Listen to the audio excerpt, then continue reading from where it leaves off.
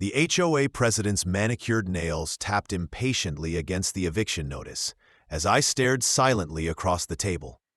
Maggie Thornwell's saccharine smile didn't reach her cold eyes. She expected tears, pleading, maybe even threats. Instead, I slowly slid my grandfather's 1923 water rights deed across the polished surface and watched her designer lipsticked mouth fall open as I whispered, "You built your million-dollar homes in my floodplain." 3 days later, when the emergency spillway gates groaned open after 40 years of silence, Willowbrook Estates would learn what happens when you try to steal land from an Army Corps engineer who knows exactly how water flows and exactly how to make it flow right back where it belongs. The day they served me the eviction notice, I remained silent. Instead of arguing, I slowly pushed my grandfather's 1923 water rights deed across the polished conference table and watched with grim satisfaction as the color drained from their faces. The Willowbrook Estates HOA had made a fatal miscalculation. They thought they could steal my family's land while I was deployed overseas, but they never accounted for the quiet power of century-old water rights and an Army engineer's determination. Over the next few days, I would watch 35 multi-million-dollar McMansions transform into unintended lakefront properties, their carefully manicured lawns swallowed by the very waters they'd tried to divert from my land. My name is Jake Morrison, a 34-year-old Army Corps of Engineers veteran and third-generation steward of this 47-acre Texas Hill Country property just outside Austin's sprawl. My grandfather, who everyone called Pops, had purchased this land in 1955 when Austin was still a sleepy college town where the smell of barbecue smoke hung heavier in the air than the scent of money. Pops wasn't just a rancher. He was a forward-thinking conservationist who in 1978 built an earthen dam with Army Corps guidance, creating a reservoir that sustained our cattle and helped downstream neighbors through dry spells. That dam became my childhood playground and later my engineering textbook. While I was serving my second tour in Afghanistan, where I specialized in water infrastructure projects, Pops passed away quietly in his sleep. The property went to my well-intentioned but hopelessly Californian sister Sarah, who hired Lone Star Land Services to manage things from afar.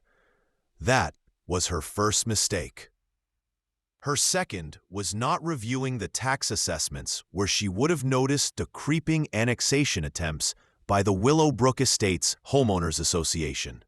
Margaret Maggie Thornwell, the 52-year-old HOA president, moved through our community like a suburban warlord.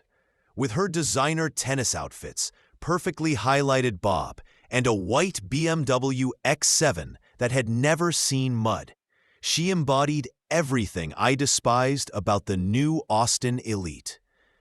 Her husband Rick's position on the city council explained how they'd managed to quietly rezone my back 40 acres from agricultural to residential while I was overseas.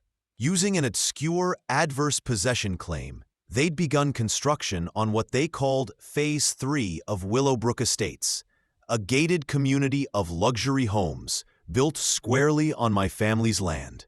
When I returned from deployment that August, the sight of construction crews on my property hit me like an IED blast.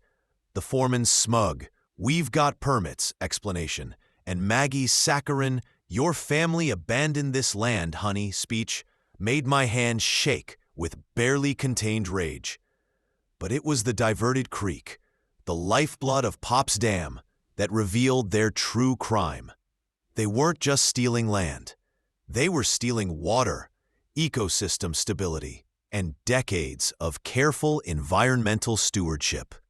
My first lawyer wanted $85,000 just to file a zoning challenge.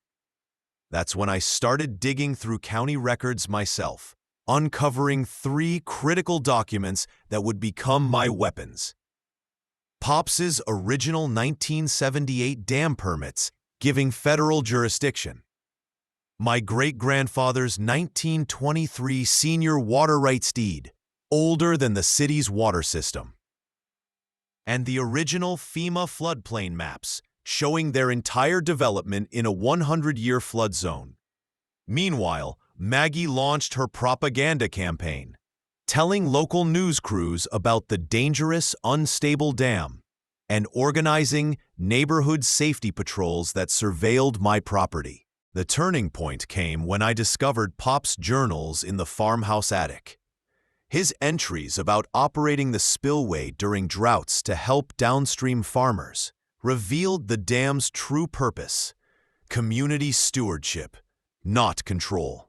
This wasn't just about property rights anymore. It was about restoring natural balance. With heavy rains forecasted and federal investigators scheduled to arrive, I made my move.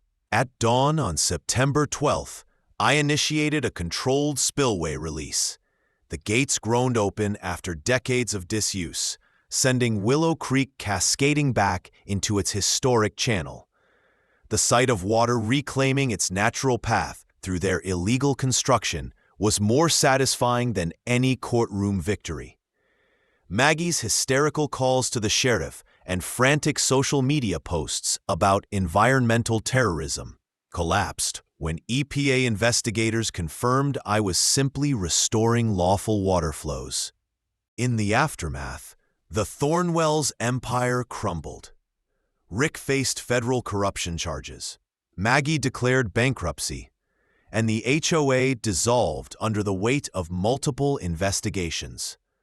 My property value tripled once the water rights were secured, and the restored creek now supports local farms, wildlife habitats, and even ecotourism. Every Sunday, I visit Pops's grave with a mason jar of creek water, the same ritual he performed for 40 years. The lesson? You don't fight corruption with anger alone.